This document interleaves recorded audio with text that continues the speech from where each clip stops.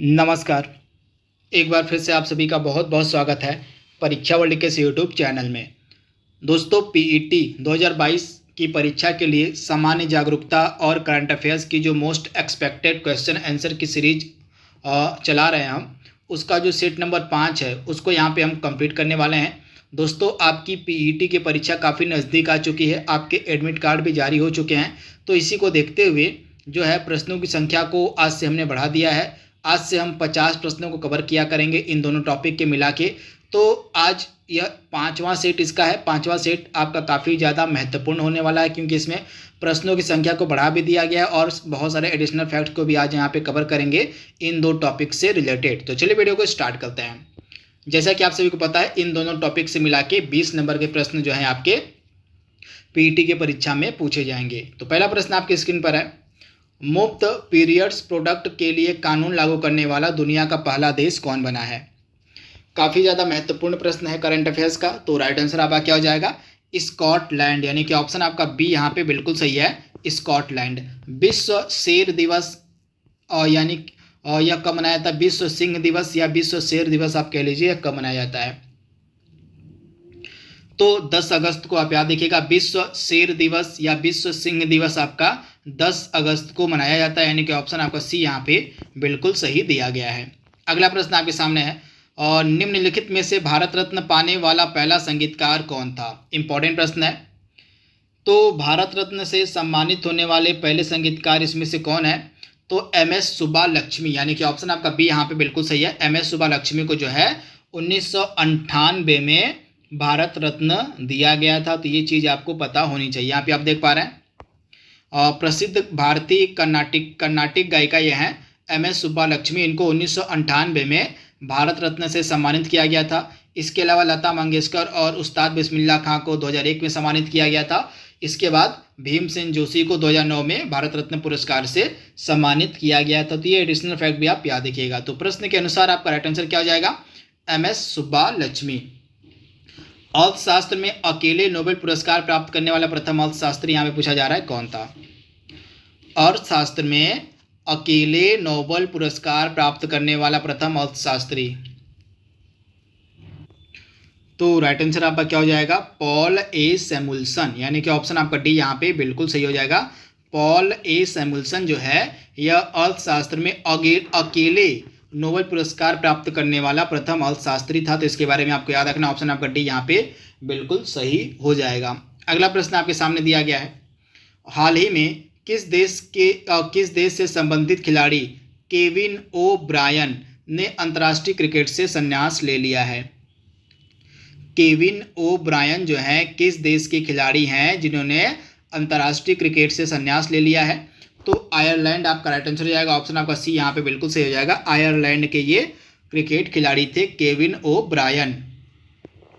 AIFF के द्वारा 2021-22 सत्र के लिए साल का सर्वश्रेष्ठ फुटबॉलर किसे चुना गया है।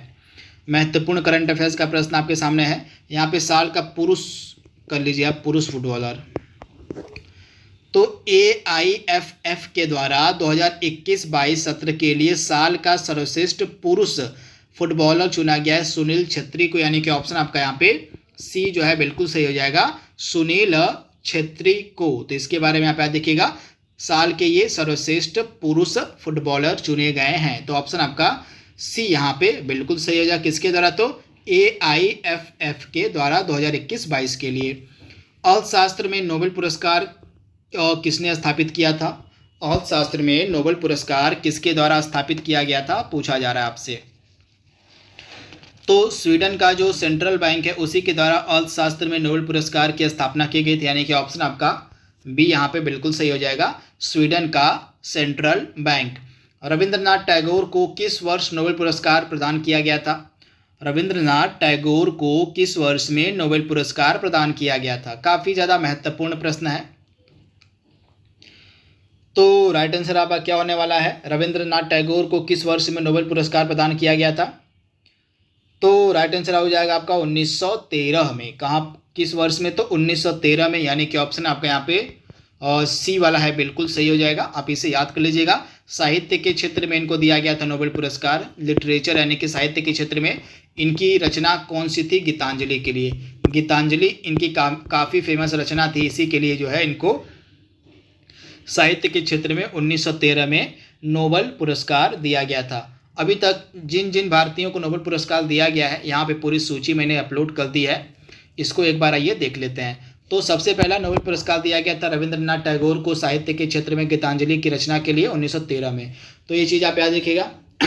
इसके बाद और चंद्रशेखर वेंकट रमन को भौतिक विज्ञान में दिया गया है। रमन प्रभाव की खोज के लिए 1930 में दिया गया था। हरगोविंद खुराना को चिकित्सा विज्ञान के क्षेत्र में 1968 में दिया गया था। और मदर टेरेसा को पीस यानी कि शांति के क्षेत्र में 1979 में दिया गया था। और एस चंद्रशेखर को भौतिक विज्ञान यानी कि फिजिक्स के क्षेत्र में 1983 में दिया गया था। अमर्त्य सेन को अर्थशास्त्र यानी कि इकोनॉमिक्स के क्षेत्र में 1998 में दिया गया था। इसके अलावा इकोनॉमिक्स के क्षेत्र में एकदम लेटेस्ट में दिया गया है अभिजीत बनर्जी को इकोनॉमिक्स के क्षेत्र में 2019 में, इसे भी आप याद रखिएगा। इसके अलावा कैलाश सत्यार्थी को दिया गया था और 2014 में शांति यानी कि नोबेल पीस प्राइज दिया गया था। और बाल अधिकारों को प्रोत्साहन करने के लिए जो है इनको नोबेल पीस प्राइज दिया गया था कैलाश सत्यार्थी को। वेंकट रमन रामकृष्णन को रसायन विज्ञान में दिया गया था 2009 में। इसके अलावा वी.एस. नायपाल को साहित्य के क्षेत्र में दिया गया था 2001 में। तो ये नोबेल पुरस्कार से सम्मानित भारतीय हैं जो मैंने आपको बता दिए हैं, इनको आप याद रखिएगा, काफ़ी ज़्यादा महत्वपूर्ण ये डेटा मैंने आपको बताया है। इसके बाद चाहे तो आप इसका स्क्रीनशॉट भी ले सकते हैं। अगला प्रश्न आपके सामने है, हाल ही में किस देश ने हाइड्रोजन से चलने वाली ट्रेन की पहली सेवा शुरू की है? यानी कि हाल ही में किस देश में हाइड्रोजन से चलने वाली ट्रेन की शुरुआत की गई है? तो राइट आंसर आपका क्या हो जाएगा? जर्मनी में। आप इसे याद रखिएगा, जर्मनी आपका राइट आंसर हो जाएगा। ऑप्शन आपका डी यहाँ पे बिल्कुल सही है। इसरो ने PSLV C-53 से किस देश के 3 उपग्रहों को अंतरिक्ष की कक्षा में सफलतापूर्वक स्थापित किया है? तो PSLV C-53 की सहायता से सिंगापुर के 3 उपग्रहों को जो है अंतरिक्ष में सफलतापूर्वक स्थापित किया गया था। तो आप इसे याद रखिएगा, सिंगापुर के ये 3 उपग्रह थे, यानी कि ऑप्शन आपका बी यहाँ पे बिल्कुल सही हो जाएगा। अगला प्रश्न आपके सामने है, डॉटर ऑफ द ईस्ट, इस पुस्तक के लेखक कौन है, लेखिका कौन है, आपसे पूछा जा रहा है। डॉटर ऑफ द ईस्ट पुस्तक की लेखिका बताना है आपको कौन है। यह प्रश्न जो है आपके UPSSC 2015 की परीक्षा में पूछा गया प्रश्न है। तो डॉटर ऑफ द ईस्ट इस पुस्तक को लिखा गया है किसके द्वारा? तो लिखा गया इस पुस्तक को बेनजीर भुट्टो के द्वारा। तो आप इसे याद रखिएगा, बेनजीर भुट्टो ने इस पुस्तक को लिखा है, यानी कि ऑप्शन आपका डी यहाँ पे बिल्कुल सही हो जाएगा। काफ़ी ज़्यादा महत्वपूर्ण प्रश्न आपके एग्जाम के लिए है। किस प्रख्यात समाज सुधारक ने ज्ञान योग, कर्म योग और राजयोग नामक पुस्तकें लिखी हैं? तो आई होप इसका आंसर सभी को पता होगा, किसके द्वारा ये तीनों पुस्तकें लिखी गई हैं, ज्ञान योग, कर्म योग, राजयोग। तो इसको लिखा गया है किसके द्वारा? तो स्वामी विवेकानंद जी के द्वारा, यानी कि ऑप्शन आपका ए यहाँ पे बिल्कुल सही हो जाएगा, स्वामी विवेकानंद के द्वारा।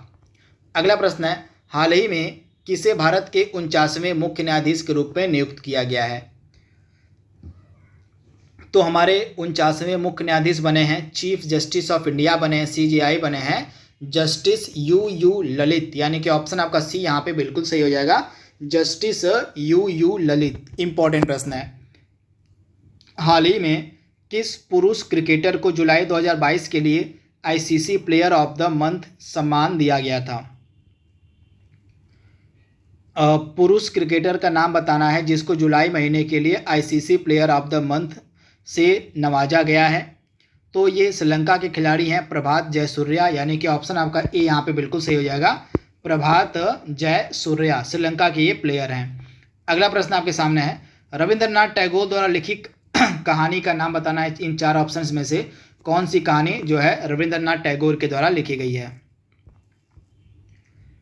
तो इसमें से काबुली वाला आप याद रखिएगा, जो काबुली वाला कहानी है ना, यह लिखी गई है आपकी रविंद्रनाथ टैगोर के द्वारा, यानी कि ऑप्शन आपका डी यहाँ पे बिल्कुल सही हो जाएगा, काबुली वाला। तो आप इसे याद रखिएगा।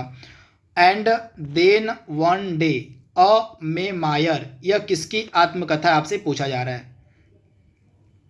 And then one day a memoir, यह आत्मकथा किसकी है। तो यह आत्मकथा है अभिनेता नसीरुद्दीन शाह की, यानी कि ऑप्शन आपका सी यहाँ पे बिल्कुल सही हो जाएगा।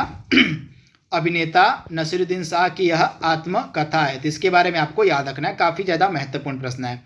अगला प्रश्न आपके एग्जाम में पूछा जाने वाला है, आप इसे 100% याद कर लीजिएगा।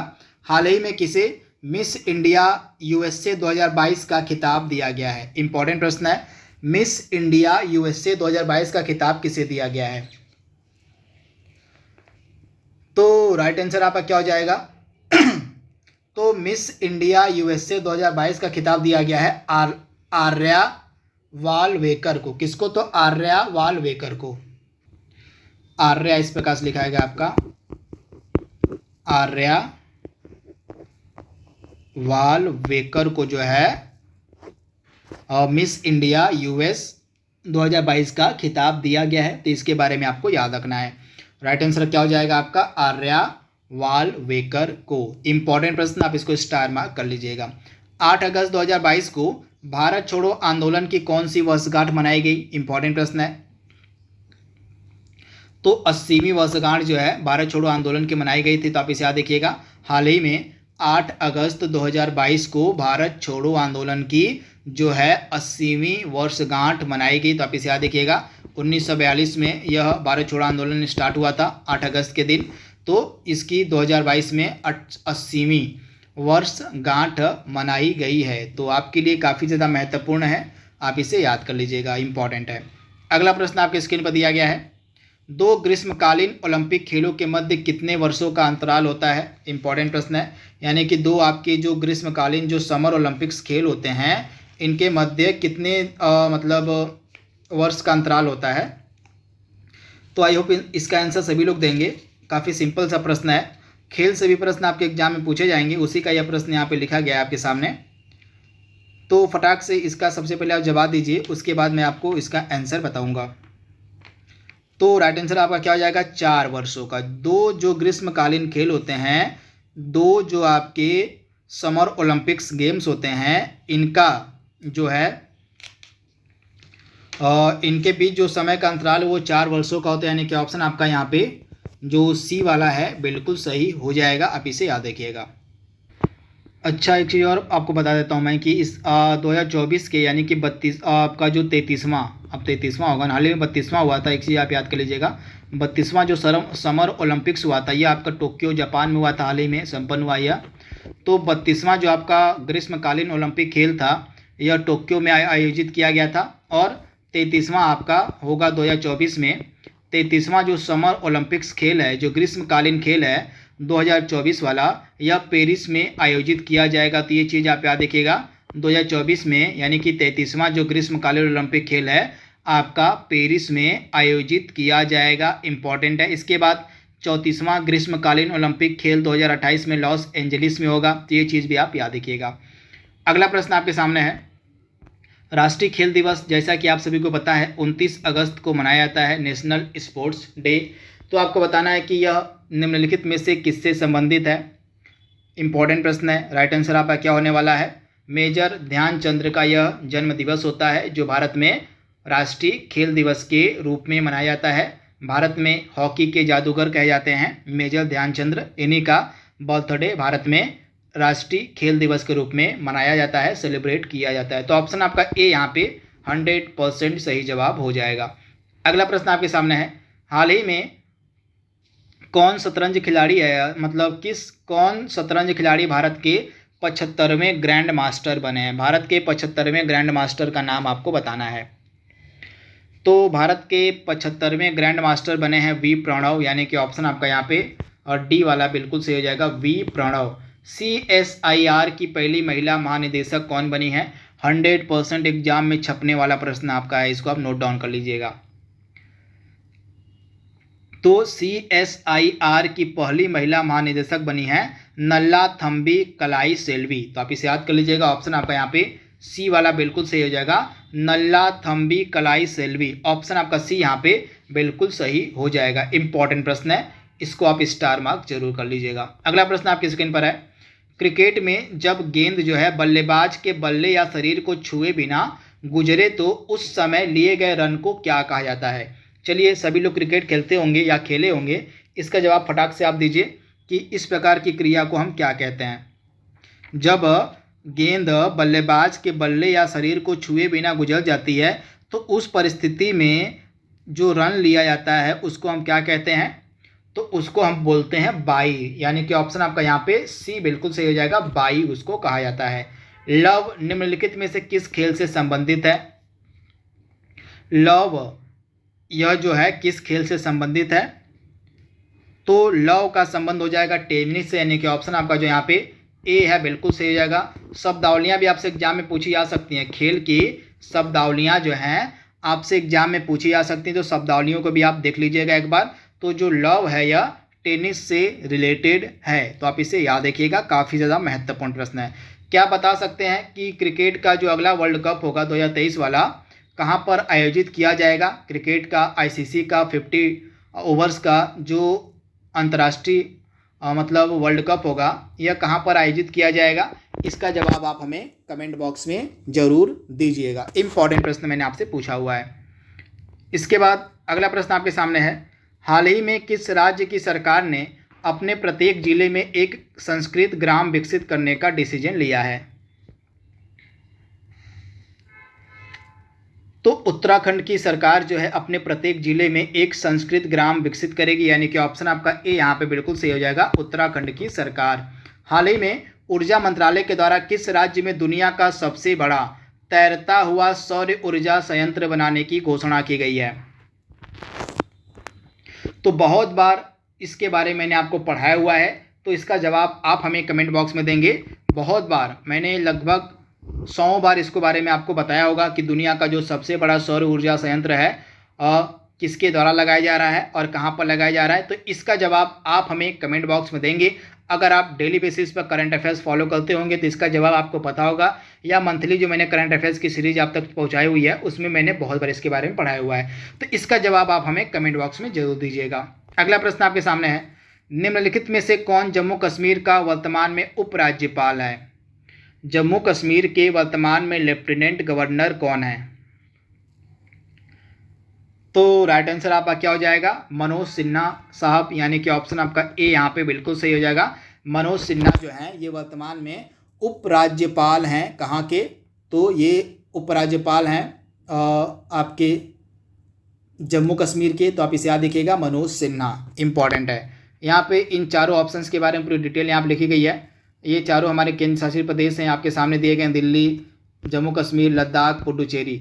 इनका गठन यहाँ पे लिखा गया है, इनके उपराज्यपाल कौन यहाँ पे लिखा गया और इनका सीएम कौन वर्तमान में है यहाँ पे लिखा गया है। तो इसको वीडियो को पॉज करके आप इत्मीनान से पढ़ लीजिएगा, आपसे एग्जाम में यहाँ से प्रश्न देखने को मिल सकता है। तो वीडियो को पॉज करके ये दोनों चीज़ आप पढ़ लीजिएगा। इसके बाद ये ऊपर आपका केंद्र शासित प्रदेश है और नीचे आपका राज्य, राजधानी, उनका गठन, उनके सीएम, उनके राज्यपाल दिए गए हैं, तो इसको आप देख लीजिएगा। प्रश्न हमारा अगला क्या है, निम्नलिखित में से कौन सा राज्य अपना स्थापना दिवस 21 जनवरी को नहीं मनाता है।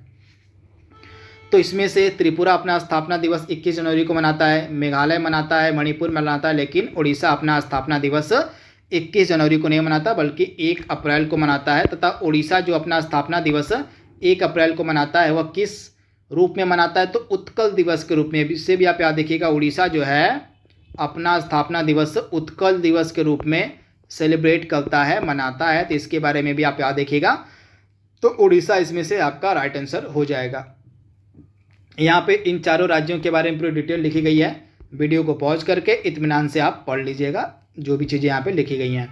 अगला प्रश्न आपके सामने है, हाल ही में किसे आगामी 3 वर्षों के लिए प्रधानमंत्री कार्यालय की नई निदेशक के रूप में नियुक्त किया गया है। हाल ही में मतलब आगामी 3 वर्षों के लिए किसे प्रधानमंत्री कार्यालय की नई निदेशक के रूप में नियुक्त किया गया है, तो इनका नाम क्या है, तो इनका नाम है श्वेता सिंह। तो ऑप्शन आपका डी यहाँ पे बिल्कुल सही हो जाएगा, श्वेता सिंह। हाल ही में वेस्ट बंगाल में 7 नए जिले बनाए गए हैं, तो इसके साथ ही पश्चिम बंगाल में कुल जिलों की संख्या कितनी हो जाएगी, तो 7 नए ज़िले जो हैं पश्चिम बंगाल में बनाए गए हैं। तो अब यहाँ पे ज़िलों की संख्या हो जाएगी 30, यानी कि ऑप्शन आपका बी यहाँ पे बिल्कुल सही हो जाएगा। अब पश्चिम बंगाल में कुल 30 ज़िले हो जाएंगे। तो ये चीज़ आप याद रखिएगा। करंट अफेयर्स के ऐसे भी प्रश्न है। अगला प्रश्न आपका स्टैटिक जीके का है, और निम्नलिखित में से कौन सा देश उत्तरी अमेरिका महाद्वीप में स्थित नहीं है। इंपॉर्टेंट प्रश्न है। तो इसमें से कौन सा देश जो है आपका उत्तरी अमेरिका महाद्वीप में नहीं स्थित है। देश, राजधानी, मुद्रा आपसे पूछा जाएगा। तो उसी का यह प्रश्न आपके सामने लिखा गया है। फटाक से इसका जवाब देने की आप कोशिश कीजिए सबसे पहले। तो राइट आंसर आपका क्या हो जाएगा भैया?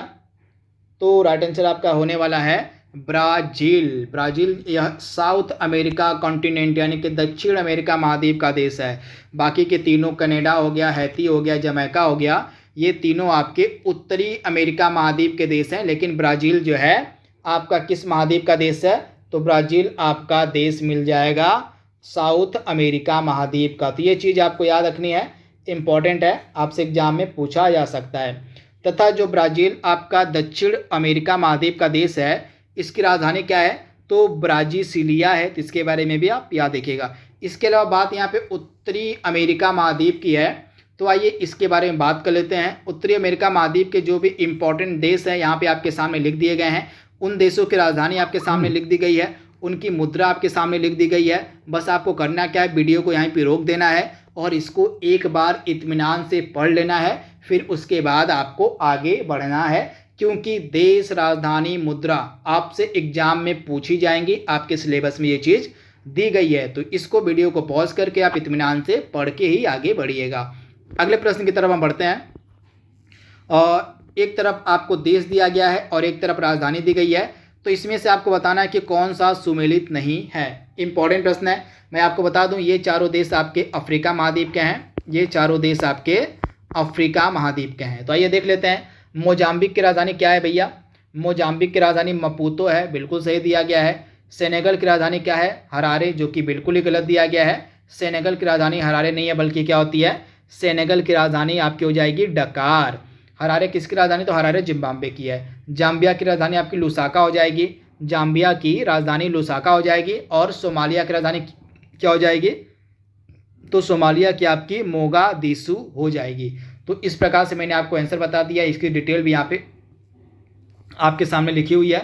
चारों ऑप्शन जो आपके सामने दिए गए थे ये अफ्रीका महाद्वीप के देश थे। सबसे पहली चीज़ तो ये आपको याद रखनी है कि अफ्रीका महाद्वीप के ये चारों देश हैं, सेनेगल, मोजाम्बिक, जाम्बिया, सोमालिया और जिम्बाब्वे।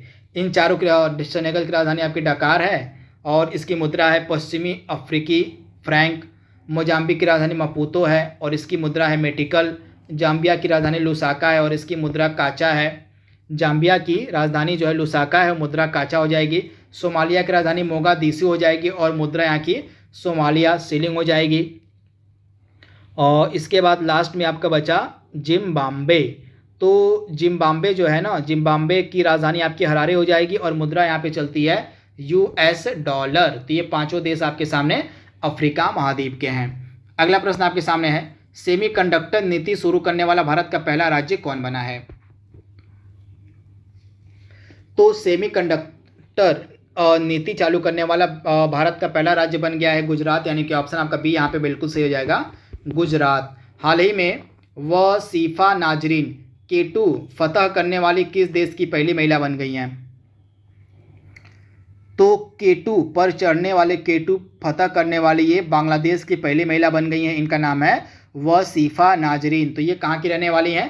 तो ये बांग्लादेश की रहने वाली हैं और इन्होंने हाल ही में K2 पर फतेह हासिल की है, K2 पर चढ़ाई की है तथा ऐसा करने वाली ये बांग्लादेश की पहली महिला बन गई हैं। तो इसके बारे में आप याद देखिएगा, वसीफा नाजरीन। इंपॉर्टेंट है प्रश्न आपका।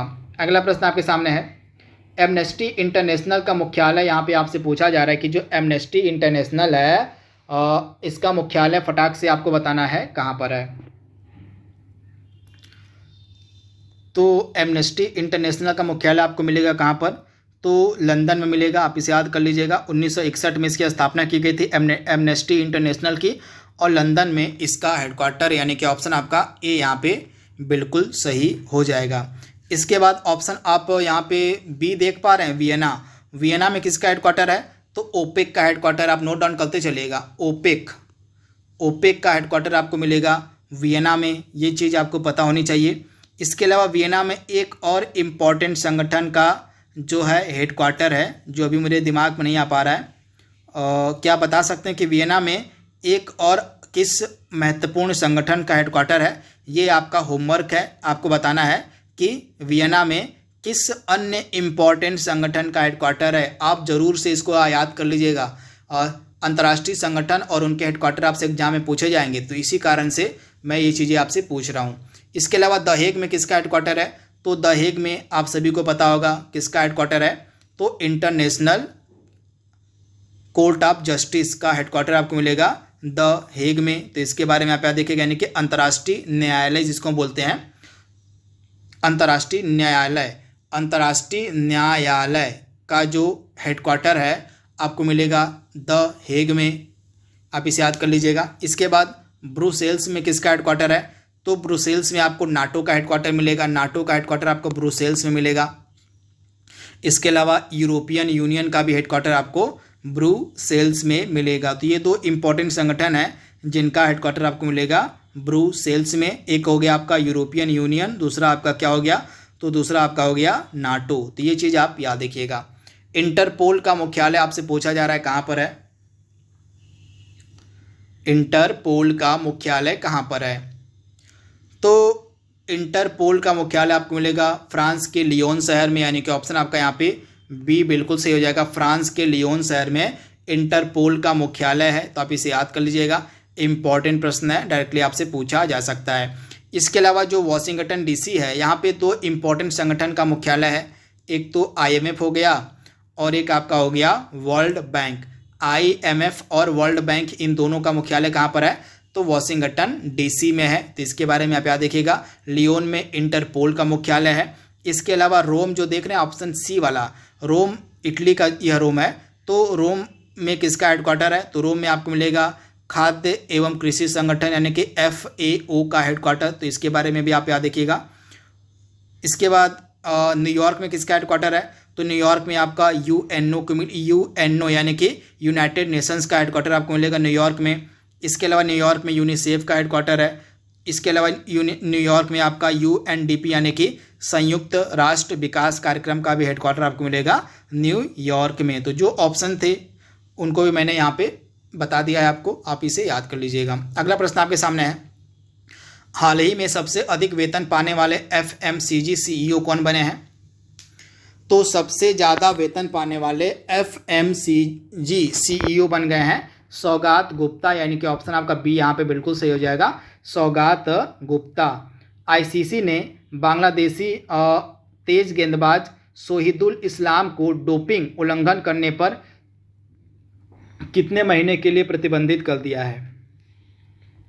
तो बांग्लादेश के जो तेज गेंदबाज हैं जिनका नाम है सोहिदुल इस्लाम, इनको डोपिंग उल्लंघन करने पर 10 महीने के लिए प्रतिबंधित कर दिया गया, यानी कि ऑप्शन आपका बी यहाँ पे बिल्कुल सही हो जाएगा।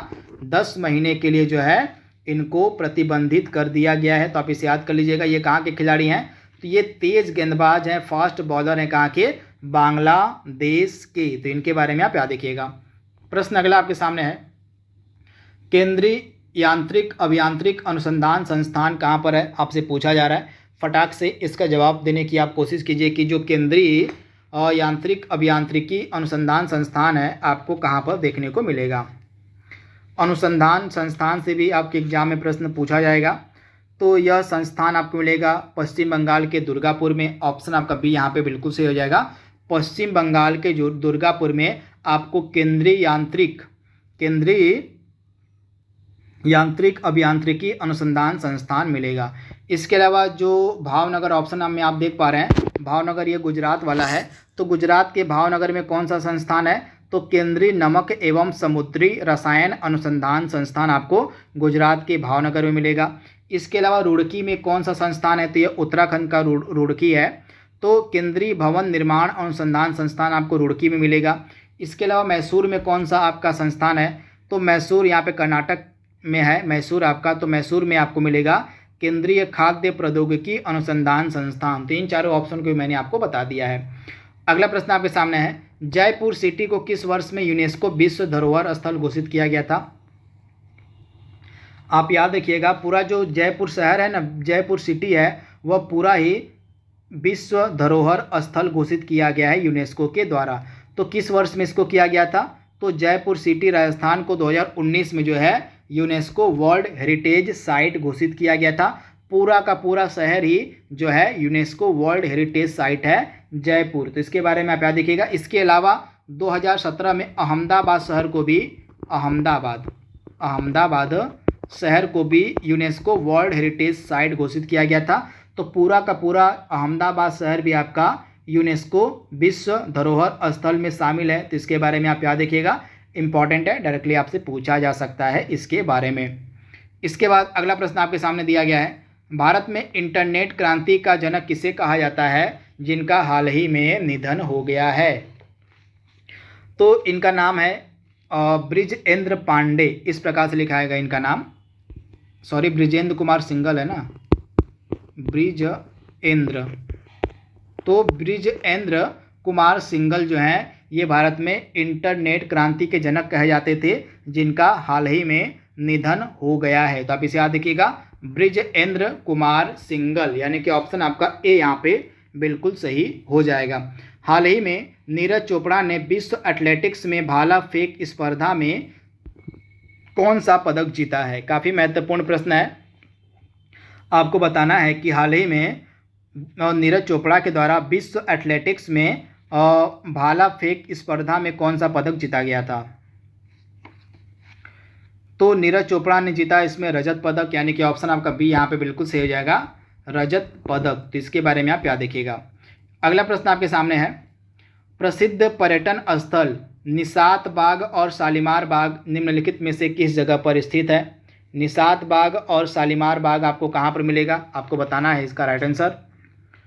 तो निशात बाग और शालीमार बाग आपको मिलेगा श्रीनगर में, जम्मू कश्मीर के श्रीनगर में, यानी कि ऑप्शन आपका ए यहाँ पे बिल्कुल सही है, जम्मू कश्मीर के श्रीनगर में। तथा इसको बनवाया किसके द्वारा गया था? तो आपका जो इसमें से निशात बाग है यह बनवाया गया था निशात बाग आसिफ खान के द्वारा, और जो शालीमार बाग है शालीमार बाग बनवाया गया था जहांगीर के द्वारा। तो दोनों अलग अलग लोगों के द्वारा बनाया गया था, परंतु दोनों ही श्रीनगर में स्थित हैं।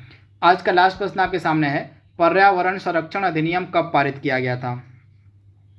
पर्यावरण संरक्षण अधिनियम कब पारित किया गया था? तो 1986 में पारित किया गया था।